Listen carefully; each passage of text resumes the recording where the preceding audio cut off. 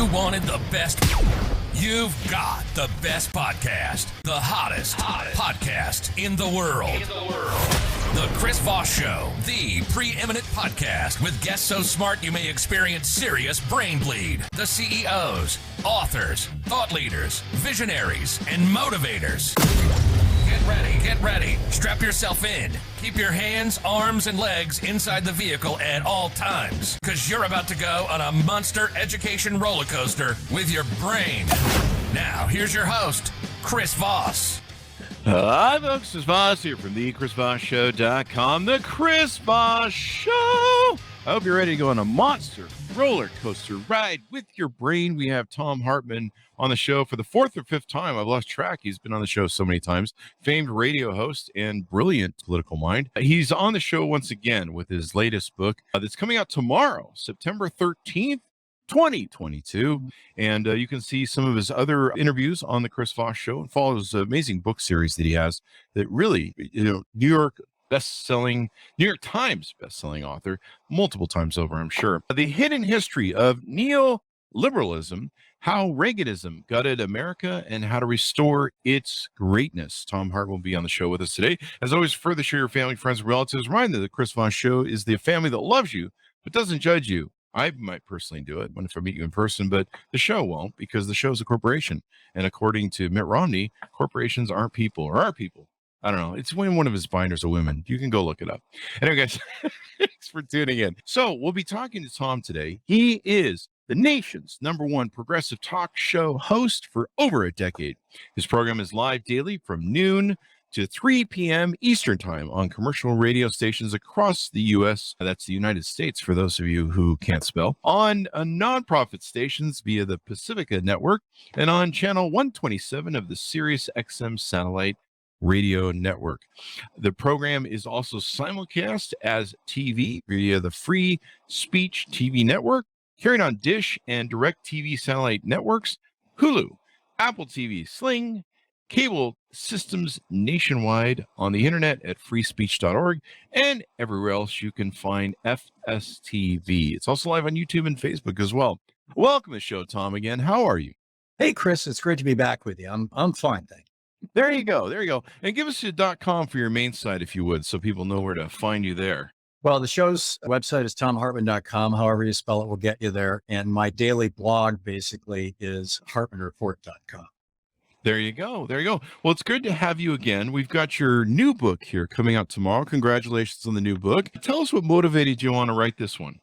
I've been wanting to write a book about neoliberalism for a decade or more. I mean, it is a word that is poorly understood by most Americans. It is a set of political concepts that generally misunderstood as well. Typically, we call it in our political discourse Reaganism, trickle-down economics, supply-side economics, a Reagan revolution, conservative economics, although none of those really captures the breadth of neoliberalism, what it is, where it came from, and why it's important. Mm-hmm. And so, I pitched this to the publisher here of this Hidden History series, Bear Kohler, and they were all in on it. So I wrote the book. Yes, and it seems like Reagan was kind of the peak of the middle class, where the middle class seemed to be doing the best. Or do I have that right? Yeah, the middle class peaked out in the 4 or 5 years before Reagan became president, and it kind of been flattening out, largely as a consequence at that point in time because of the inflation that we were experiencing from the Arab oil embargo, mm-hmm. and the collapse of the oil supplies coming out of Iran in '79 when the Shah got kicked out. But what Ronald Reagan did is he turned America into neoliberalism. He altered the trajectory of this nation significantly. We had been operating along the lines of traditional economic theory, stuff that goes back to Adam Smith's Wealth of Nations and Theory of Moral Sentiments, and David Ricardo in the early 1800s, his Iron Law of Labor and all that stuff. And Reagan threw us into neoliberalism, and the consequence of that has been in the 40 years since then, or 42 years since then, that we have lost 60,000 factories. We've lost some 10 to 15 million good manufacturing jobs. We've seen the density of unionization in the United States go from fully a third of Americans, which meant another third of Americans had the equivalent of union wages and benefits because the union set the local wage floors. So it was 2/3 of Americans. And by coincidence, 2/3 of Americans were in the middle class at that time in 1980. We've gone from that down to today where only 6% of Americans are in the private sector have unions representing them. And the middle class has gone from 65% of us down to 45% of us. And of the 45% of us in the quote middle class, vast majority of that 45% can't do it on a single salary like you could in 1980. And many folks in that 45% are only able to maintain that position in the middle class by going deeply into debt, whether it's credit cards or student debt or whatever it may be. You just described my whole financial situation. And that of most Americans, tragically. That's true. This is what the Reagan Revolution brought us. We had a strong, stable, largely debt-free middle class. In fact, basically, before the Reagan Revolution, it was hard to get a credit card. And you had to go through a real serious song and dance. It took me 3 years to get my first American Express card. And that was in the 70s. Reagan deregulated the industry so that they could just rip people off. Interest rates could be as high as 30%. I mean, up until then, only the mafia charged that kind of interest. Here we are. Yeah, I used to joke when I was graduating high school. I'm like, I think in the future, you're not only going to need to have a 2-income family to survive, but you may need to become a polygamist, like the Mormons. You just get 2 or 3 wives. Well, and you've got Republicans like Rand Paul who come right out and say we should do away with child labor laws. Oh, that's right. Yeah, they're down with that. Can we start with his kids first? How old are those guys? I don't know. Let's put them in. So this is really interesting. Would you say that this is maybe the number one factor to erasing the middle class? I imagine there's a lot of other ones.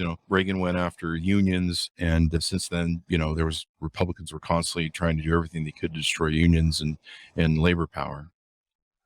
All those things are neoliberalism. Neoliberalism argues, it's an economic and political philosophy that argues, number one, that the marketplace is a better, more efficient, and more competent arbiter of how an economy should run than is government.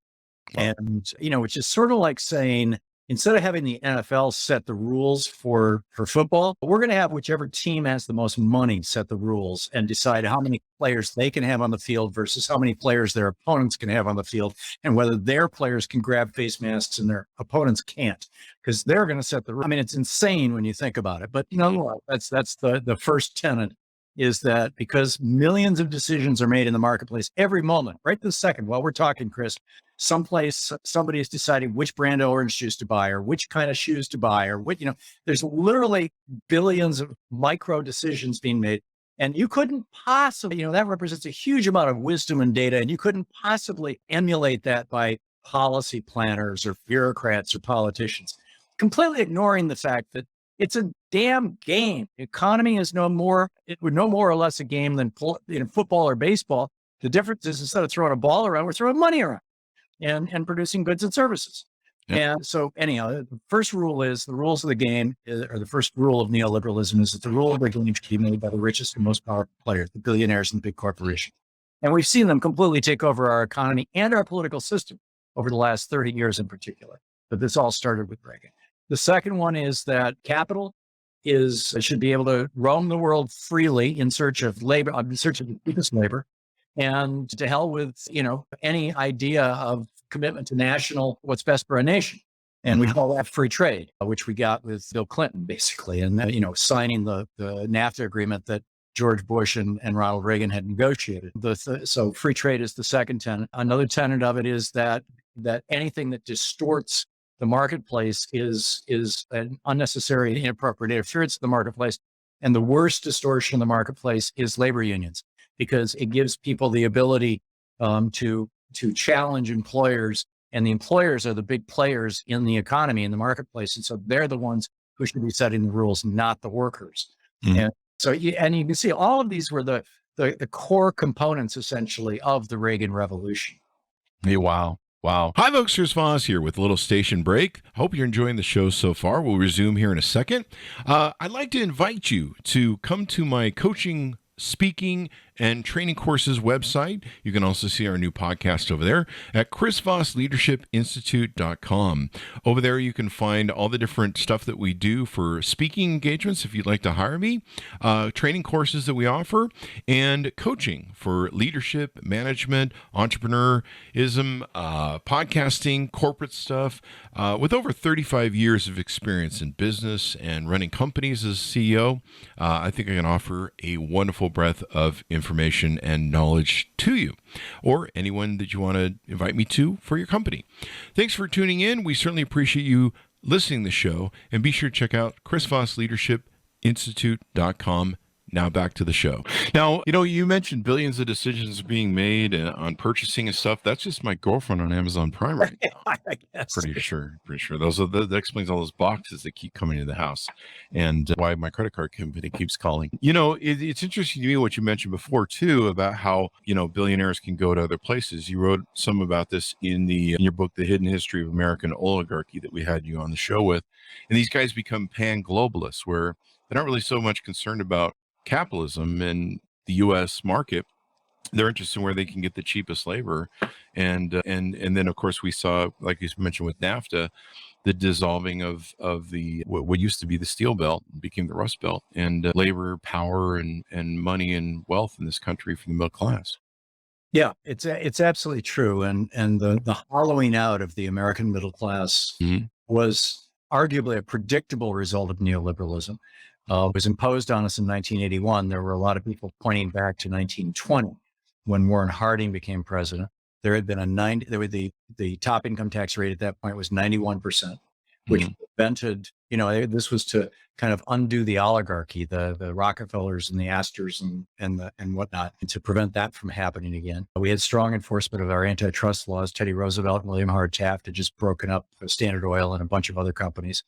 Match, Copper, there was a whole bunch of different monopolies that they broke up. And when Harding came in, the Republican, in 1920, he did away with all that. He dropped the top tax rate to 25%. He deregulated the financial markets. He deregulated the banks.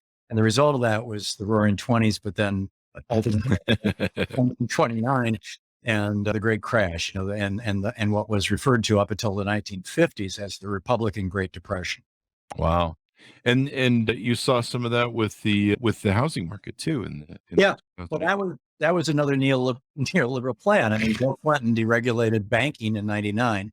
With most of the Republicans in Congress driving that train, but Clinton signed the law that ended Glass-Steagall, which forbade banks that hold checkbook accounts and savings accounts from using your money to gamble in the stock market, or in this case, in the housing market. And so, once that law was gone, they started gambling, and it all blew up in our faces in 2008. And we still haven't put Glass-Steagall back. I mean, we're still at risk here, and there's some serious problems. Oh, the other thing about Reagan, the second reason why Reagan was hell-bent on destroying the American middle class, I mean, people look back and they go, okay, maybe neoliberalism that he tried was with the best of intention. Maybe it was just because Milton Friedman had sold him on it. He thought that it would work out. He thought that it would help out the middle class. He didn't think it would be a disaster. But actually, in fact, what happened was in 1951, Russell Kirk wrote this book, The Conservative Mind. And you and I may have discussed this because it's in my oligarchy book. And stop me if you want, if we have. But in The Conservative Mind, Russell Kirk said, at that point in time, we were a decade into the New Deal. And he said, if the middle class continues to grow in wealth and in size as it is now, where it's going to reach a point where the fear of poverty is gone. And when the fear of poverty is gone, you are going to see three predictable results. Young people are going to cease to respect their elders. Women are going to forget their place in the home and demand equal rights with men. And minorities are going to forget their place in society and start demanding equal rights with white people. And when those three things happen, you're going to see the collapse of American society. Wow. And everybody, the conservative intelligentsia, when Russell Kirk laid this out in this famous book, The Conservative Mind, most people were like, the guy's a crackpot. But William F. Buckley and Barry Goldwater both completely bought and preached it, from the rafters. And even in '64, when Barry Goldwater lost the election, it was still only a small portion of the Republican Party that thought that Russell Kirk was right. And then came the anti-war movement, the Food Log movement. The birth control pill was introduced in '61. By '67, we had a strong anti-war movement going. By '72, you had the Supreme Court legalizing birth control for unmarried couples. In '73, they legalized abortion, which led to a really strong women's movement in the workplace. And, so you had young people out there burning their draft cards, women burning their bras, and the civil rights movement was on a roll. And they had gotten, voting rights, civil rights legislation, and they were demanding rights. and people were yelling about, Rodney King kind of stuff. I mean, he came in the 90s. And so when the late 60s and early 70s happened, at that point, the fathers of the GOP who had read Russell Kirk back in the day and thought he was a crackpot, looked forward and said, holy cow, Russell Kirk was a friggin' prophet. And so Reagan's job was the middle class was 65% of America at that point. Reagan's job was to cut the middle class down to size so that young people would shut up and go to college. In other words, throw them into debt. So they're, afraid of getting kicked out of school. Wow. Push back on the rights of minorities, push back on the rights of women, and basically, using poverty as the great terrifier. Wow.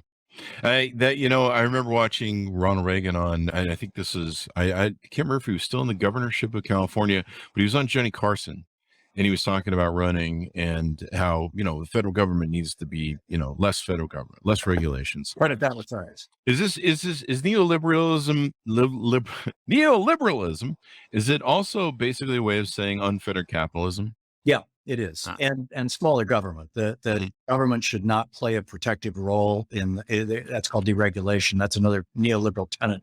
The government should not play a protective role. If the marketplace can do that just fine, thank you very much. In fact, Milton Friedman, one of the three godfathers of neoliberalism, in one of his books has a whole chapter about how we shouldn't even license doctors. That the way that the market works is so magical that if you've got some guy who is pretending to be a doctor and he's doing surgery and he's killing people, word will get around. The marketplace will inform people. And after a half a dozen people are dead, nobody will go to him anymore. We shouldn't have laws that regulate the quality and consistency of our drugs and purity of our drugs or the safety of our food supply.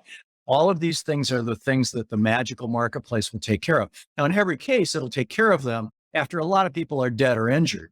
Yeah. And it'll take care of them mostly through lawsuits, which can be a long, drawn-out process. But this is what they believe. And the Republican Party is completely down with this and has been for 42 years. And about a third of the Democratic Party is still pushing neoliberalism. Wow. Now, which part of the Democratic Party? The far left, the middle? It's the ones who are pushing neoliberalism are the ones essentially on the right of the Democratic Party. It's the so-called Problem Solvers Caucus, John Gottheimer and these guys, who never saw corporations' money that they weren't willing to take. The guys who are opposed to Medicare for all, the guys who are opposed to the government negotiating drug prices, the guys who have been fighting any attempt to bring back union rights. Card check legislation that's been on the table for 30 years now, blocked by Democrats who are basically shills for big corporations. So, the Democratic Party, it's an interesting thing, Chris. In 80 or in 78, actually, when Lewis Powell authored the Supreme Court decision, First National Bank of Boston versus Frank Bellotti, which was the decision where they said that corporations can pour money into political campaigns, and it's called free speech, right? That happened in 78, and that greased the skids for Reagan to come into office in 1980. He came into office on a tsunami of largely money from the fossil fuel industry, but other industries as well. But at that point, the Democratic Party was making all its money or taking all its money out of the labor unions. I mean, a quarter of America was unionized. That's a hell of a lot of people. And there was a lot of money in those unions. And so the Democrats just kind of ignored it, that Supreme Court decision. But Reagan then took an axe to the unions. And by the end of the 12 years of the Reagan-Bush administration, we were down to about 10% of America being unionized, and the unions could not pay for presidential campaigns anymore. And so at that point, Bill Clinton in 92, he's looking around going, what the hell do we do? And Al Fromm and him got together and they came up with this thing called the New Democrats. And the whole thing about the New Democrats was, we're going to do the same thing the Republicans are going to do. We're going to embrace neoliberalism because that seems to be the hot new thing. And we're going to take money from corporations. We'll just only take money from clean corporations. We'll take money from banks, from insurance companies, from pharmaceutical companies and things like that. And we'll leave the dirty industries, steel, fossil fuels, chemicals, we'll leave that to the Republicans. And so that cleavage kind of existed.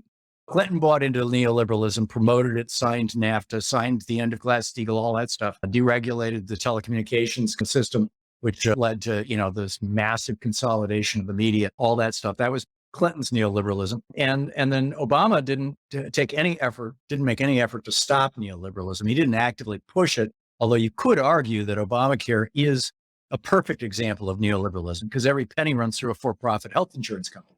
Yeah. So it really the first president who has challenged neoliberalism since Reagan was Trump, who campaigned against neoliberalism. And frankly, I think that's why he won, or one of the reasons, a little help from the Russians. I'm going to raise taxes to nosebleed levels. My friends will hate me. It was a lie. Of course, he cut taxes. He said he was going to bring back our jobs. It was a lie. He did a few tariffs that, kind of looked like lipstick on a pig, but they didn't have any effect. He said he was going to support unionization and labor and expand union rights. He did the exact opposite. He cut union rights, but he campaigned against neoliberalism and he won.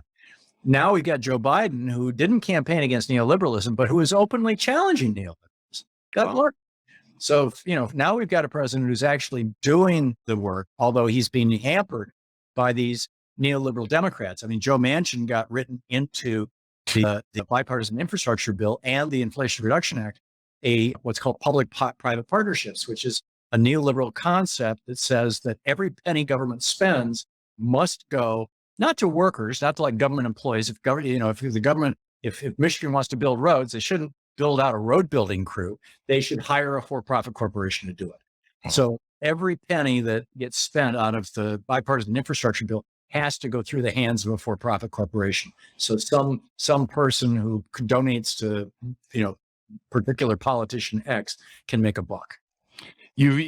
It's just astounding how both parties are just run by money. And you've written about this, and we talked about it before in your books about, stacking the SCOTUS court and making it so that some of the rulings, what Citizens United and different things, where you can buy your politician if you have enough money. Yeah, it's the result of Supreme Court decisions. And it's now only maybe a third of the Democratic Party is doing that. Yeah.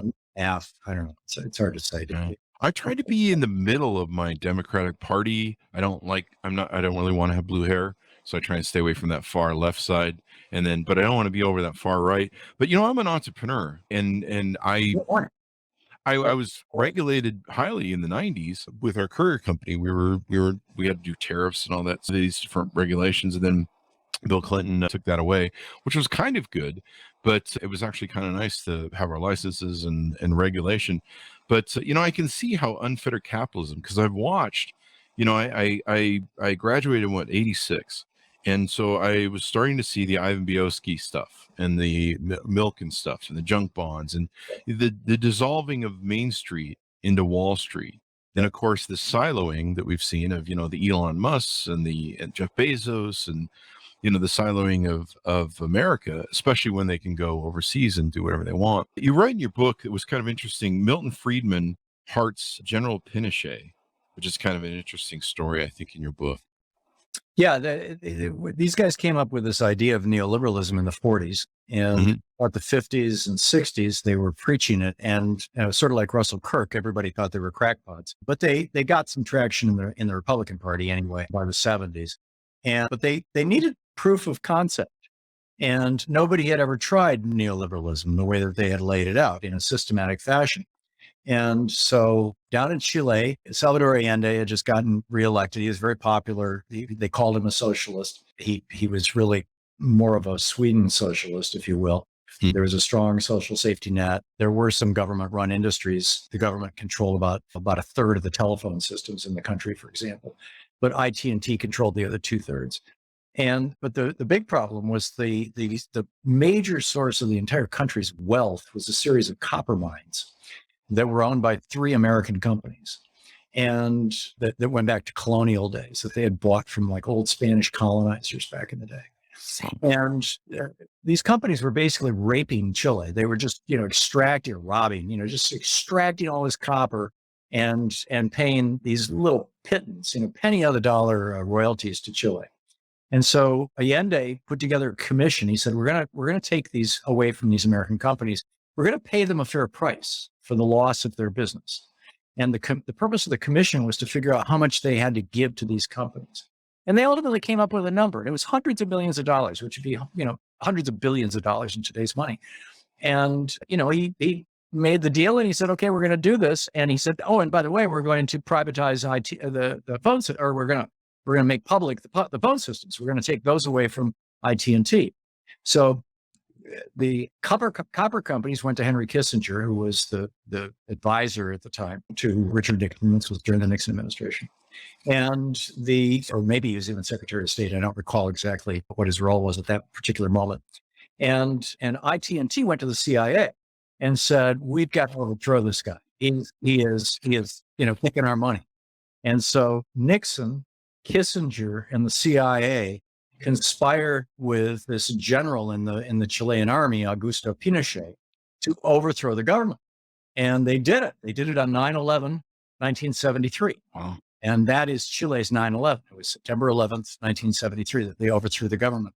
And as Pinochet and his tanks rolled into the capital city, Allende went before a radio microphone. About 24 people were still with him in the presidential palace, gave his final address, and then shot himself in the head. So the next decade or so, Milton Friedman was traveling down to Chile and advising these guys. They privatized virtually everything. One of the first things they privatized was the country's social security system. The result of this was mass unemployment, a collapse of the Chilean 20-30% inflation. The economy just absolutely went to hell. All these American companies came in because they dropped all the tariffs and all the trade restrictions. All these American companies came in and just basically started buying up, ranches and farms and land and businesses and everything else, and just taking all the money out of the country and leaving none of it behind. Wow. And American management. And the people were very upset about this. And when they started protesting, Pinochet started killing them.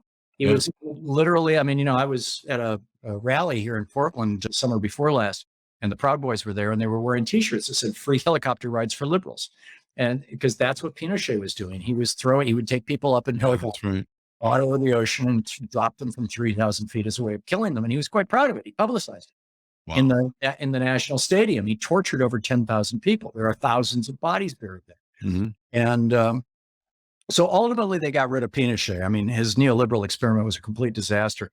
And that's why, Republicans and neoliberals don't talk about Chile very much, or if they do, they try to pretend that it was a wonderful success. You could actually find conservative websites claiming that the Chilean miracle. It's all horse crap. So then that didn't work. So then they tried it here in the United States in 1980 with Reagan. And, our economy is so large and our government was so large and there's so many different systems that it really took a decade or two to chip away enough that they had done the kind of damage to America that they did to Chile in the first 3 weeks. And so we didn't really realize what was going on until the late 90s, frankly. Mm-hmm. Then in 91, Gorbachev unwound Russia, or unwound the Soviet Union. And he was trying to turn Russia, the new Russia that emerged out of this, he was trying to turn it into Sweden. He came right out and said, Sweden is my role model. I want to create a liberal, democratic, socialist nation with strong labor protections and a strong social safety net. It'll make an appropriate transition out of communism where the government provided for all needs now, but we're going to have a completely, regulated capitalist market. And he went to the IMF, him and Yeltsin went to the IMF and said, and to the United States. And part of this was during the Bush administration. Part of it was during the early years of the Clinton administration, and said, we're going to need $1 trillion to do this. We're literally taking the second largest country in the world, or third, and completely changing our economic and political system. It's going to take some money. And the IMF said, we will only give you that money if you engage in neoliberal shock therapy, if you do what Pinochet did in Chile. And so they did. They had no choice. They did, and the predictable result of neoliberalism is always oligarchy. We've had oligarchy in the United States for 3 decades. You can't pass meaningful legislation if the oligarchs oppose it, which is why we don't have a national healthcare system. We don't have free college, et cetera. And the oligarchy that emerged in Russia is now headed by the uber oligarch, probably the richest man in the world, Vladimir Putin. Yeah. And oligarchy, the problem with oligarchy is it's a very unstable political system. And it typically only lasts, if you look at history, all the way back to the Roman Empire, it typically only lasts 1 or 2 generations. And then either there's a popular uprising and you have an eruption of democracy, which takes back over, or it flips into fascism. And Russia is on the verge of a complete fascist state, although there is a strong democratic movement that's now starting to challenge Putin. I wrote about this today at HartmannReport.com. But this is, and we tried it in Iraq too. George W. Bush wanted to try it in Iraq. And so, he shut down all the government owned businesses and privatized everything. And the result is that Iraq is now a fascist government. Nouri al-Maliki is he's not, arguably Saddam Hussein was a more benevolent dictator than this guy. And you almost saw it on January 6th, and we may see it again if we don't elections go the wrong way. And of course, we have these election deniers, and yeah, we're kind of at that crossroads. That's really shocking what you talk about.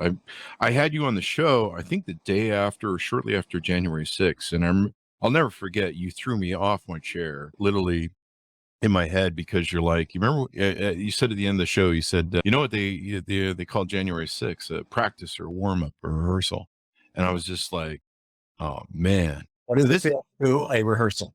Yeah, a rehearsal. And I was just like, I remember just being floored. It's stayed with me ever since, and I've quoted you on it ever since. But and every time I tell it to people, they just go, wow. But that's interesting what you say, the 1 to 2 generation, about how we either go to fascism or we have these kids nowadays that don't, the Gen X, I think it's the Gen Zs, don't believe in capitalism anymore. And so I think broadly the Zoomers would just, I mean, they realize that unregulated capitalism is fundamentally evil. I mean, it will always produce oligarchy and fascism. Mhm. In fact, the old definition of fascism, and last time I saw it this way was the 1987 American Heritage Dictionary, was that fascism is the merger of corporate and state interests combined with belligerent nationalism. Wow. And, I think that's probably the best definition of fascism that's ever been written. And yeah. Yeah. You talk about the end of your book about getting back to here was it? I think it was Andrew Jackson, what Andrew Jackson had for a vision for America, or how we can get back away from this. Yeah. Alexander Hamilton. Tell us more about that. Alexander, when George Washington was elected president in 1789, he had to, go to New York, which was then the seat of government, to be inaugurated. And he wanted to be sworn in wearing American-made clothes. It was a big deal for him because the British had outlawed the manufacture of clothing in the United States. Everything had to be purchased from British mills via the East India Company. Wow. And by the way, that was not something the British only did in the 1700s or the 1600s and 1700s. That's why the logo for Mahatma Gandhi's movement was the spinning wheel, why he would sit at the spinning wheel whenever he did press conferences and things, because it was illegal to make cloth in India. That's when right. Controlled by the British, right up until I think 1957 was the year they got independence. Could be wrong. Maybe it was 54, but it was around there. And so Washington wanted America to compete with it. He didn't want us to be buying from England. He wanted to build an industrial economy here. Oh, what for his day would have been an industrial economy. So he turned to his Treasury Secretary, Alexander Hamilton, one of the smartest guys around, and said, how do we do this? And Hamilton looked at how England did it. And this goes back to the 1540s, I think it is, when Henry VII looked at how the Dutch had done this in the 1300s and the 1400s. And the Dutch had become the people who ruled the seas by the late 1400s, the Dutch and the Spanish. And the Dutch had done this system, and Henry VII adopted it. It's referred to as the Tudor system. And then Alexander Hamilton cloned it here in the United States, and he called it the American system. It was his 11-point plan. He submitted it to Congress in December of 1791. And by 1793, most of it was adopted as law or policy. And it was basically, the 11 points were basically, number one, you put a tariff on the import of finished goods that compete with American-made finished goods. So you want to give American manufacturers a price edge domestically. And number two, you want to encourage the export of goods that are manufactured in the United States so the rest of the world can become our market. So you have no tariffs on those goods, and you may even subsidize them, or you may at the very least provide things like the Navy to protect shipping channels so that it's easy to transport your goods to other nations. He said that there needs to be a national road system, that the federal government should get involved in building roads and infrastructure for, to promote commerce, that there are industries that are critical to building other industries, like having a steel industry, for example, or having, or back then it was an iron industry. I'm not sure when steel was invented, but probably by then, but whatever, that there are industries that are like the foundational industries on which everything else built. And that those industries, we should actually be subsidizing. We should be giving them tax breaks, or we should even call them pecuniary bonuses, which is, subsidies. And I'm forgetting all the points, but, those were the essential important ones. And George Washington put that into place in 1793, and it built America really rapidly as the largest and most rapidly growing industrial power in the world. right up until the 1980s when Reagan reversed that, when Reagan said, okay, enough, we're going to abandon the American plan. We're going to embrace neoliberalism, start free trade. Free trade is the exact antithesis of what Alexander Hamilton proposed. So we operated under the Hamilton system from 1793 until 1981. We've been operating under the neoliberal system from 1981, or the Reagan system, until this very day. Also, an interesting anecdote of this. I lived in China in November of 1986. And during that time, the Chinese government, Mao had just recently died, and the Cultural Revolution had been a disaster for the country. It had just left them in poverty and shambles. And there had been this huge famine just a decade earlier. And so they were trying to figure out, how do we reinvent China? How do we build a China that can be, an industrial power like America? And there were these two sets of advisors to the Chinese government who were having this really wild debate. And basically one set of the advisors was saying, this new neoliberalism thing, this looks like what we really need to go with. I mean, there's a lot of promise here, and it was economists who came up with it. And so let's just embrace neoliberalism. And this was around the same time, in 91, that Russia was being forced to embrace it.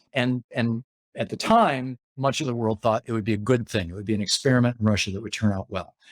And then also in China, there was another group who were looking back at the history of the United States, and they were openly saying, we need to adopt Alexander Hamilton's American plan. I mean, they literally used that language. And by 93, the Chinese government had made the decision, and they chose to go with Alexander Hamilton's plan rather than neoliberalism. They dodged the bullet. And that's why next year, China will be the largest economy in the world. They will have surpassed the United States in GDP. And right now, as we're speaking, Chris, Chinese middle class is larger than the entire population of the United States. And they get most of it with our dollars. 60,000 American factories closed, 15 million American jobs went to China. And, companies like Apple are laughing all the way to the bank. Crazy, man. Wow. That explains why China has risen. I always thought it would just be the amount of people they had, but no, you try to sell an American manufactured product in China, it's damn hard. Yeah. They really work to keep out imports, but they love exports. Oh yeah. Exports. This is the thing I love about your books, and people should buy your books and listen to your radio show. You're so great at taking, if you watch a TV show, you'll see somebody, they'll compartmentalize. Okay, here's what happened in 1980, or what this guy did, or what that guy did. You're so great at like tying all the things together so you can see the history weaving of it. And that's what I love about everything you do on your show and stuff. I'm an old man. I lived all this stuff. I've seen it all. You don't seem like you're around at Alexander Hamilton's time. There's still time. These guys were so amazing, Alexander Hamilton and some of these early thinkers. It was the foresight that they had was just extraordinary. Oh, it really is. In fact, that's the next book in the series, is going to be The History of American Democracy. And I'm writing that right now. In fact, I think I this last weekend finished the first draft, at least my own first draft of it. I've got a November 1st deadline to get it to publisher. And an awful lot of it is living inside the minds of Ben Franklin, and Thomas Jefferson, George Washington, and Alexander Hamilton, and all the debates and all the scrum and Thomas Paine and all the back and forth. And the philosophers of the Enlightenment, from David Hume to Thomas Hobbes, Locke, Rousseau, Diderot. I mean, all those guys. It's just a fascinating time, and I'm really having fun writing this next book. Crazy stuff, man. So you talk about your book. How do we have a chance? Can we get it? Can we get off of neoliberalism? Do we have to have a revolution of some type, or? I think we can do it incrementally. I mean, it came in incrementally. It can go out incrementally. We've got a strong resurgence of the labor movement right now. Yeah, really strong. The main thing that has kneecapped the labor movement is the Taft-Hartley Act and a series of Supreme Court decisions, both of which would be overturned by this new bill that Elizabeth Warren is championing called the National Right to Unionize Act. So, do away with right to work for less. With regard to international trade, Biden has kept Trump's tariffs in place. That's kind of interesting. He did that. Huh? Yeah. In my mind, that's incredibly symbolic. It says that it's not embracing neoliberalism. It does get that it's appropriate to protect an economy. And I think that if he can get a large enough majority in the House and Senate going forward, any attempt to raise tariffs right now would be blocked by people like Kyrsten Sinema and Joe Manchin. But maybe he can get enough Democrats on board that he can start going back to, that we can have an industrial, a national industrial policy. We haven't had one since 1980. Reagan just abandoned that. That's another thing. Stopping the privatization of our schools. This is a very destructive trend that is another facet of neoliberalism. Ending student debt, another piece of neoliberalism. Getting healthcare to all Americans, undoing another piece of neoliberalism. So, and like I said, thank God for the first time since 1980, we've had a president who is trashing neoliberalism and embracing classical economics, Adam Smith economics. It's interesting, two of those three things you said, if I understand correctly, Betsy DeVos is an oligarch for. Oh, yeah. And her father, who put in the plan to stack SCOTUS from going back to Nixon, which I think you educated me on.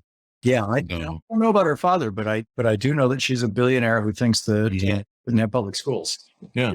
Didn't her father start the Center for National Policy that worked toward surprised me, but somebody else must have told you that story. That must be not a Center for National Policy expert. Yeah, it was kind of interesting. It started from the Nixon administration and the intent. It started with the rise of abortion, and they used abortion. They found abortion was the way to get voters out. It's really interesting what's happening right now, and you talked about what Biden can possibly do with legislation, and of course everything's going to be in play in the 2022 election. When I heard the leaking of the SCOTUS potential that they would overturn abortion, Roe versus Wade, I remember saying to people, Democrats don't want to seem to come out and vote. They don't seem to care about 2022, and looks like, it's going to be a landslide. And I said to people, maybe if they do, maybe we need them to overturn Roe versus Wade so that we can get out the vote.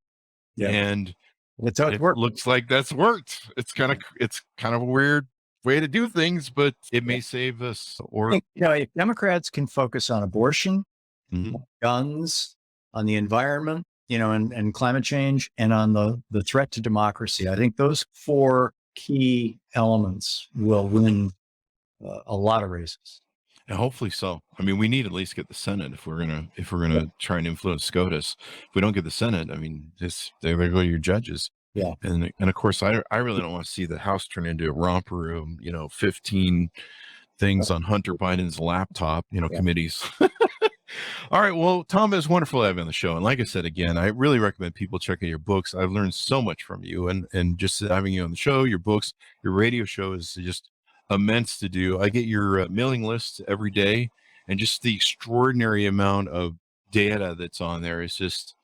Oh, you're talking about the TomHartman.com, our daily from our show. Mm-hmm. Yep, from the show, and it's got all your references and footnotes and stuff, and it's extraordinary to go through. So thank you very much for everything you do. It's wonderful to have you on the show again, my friend. It's been my pleasure, Chris. Thanks so much for having me back. Thank you very much, sir. Give us your .com one more time so people can find it. HartmanReport.com and TomHartman.com.